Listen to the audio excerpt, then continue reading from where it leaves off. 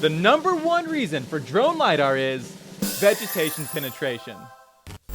Here behind me, I have 60 acres of dense Atlanta, Georgia forest captured with the Rock R3 Pro in under an hour. And with the power of the Rock Cloud, we can strip off all that vegetation and just see that bare earth topo. Dang! Enter drone LiDAR. If you're a land surveyor today, this is gonna be your new best friend.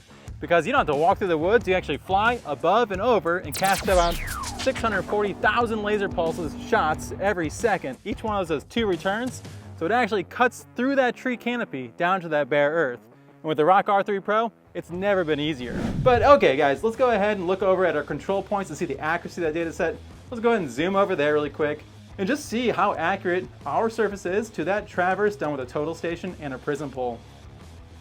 Okay, that's pretty spot on. I mean, look at that.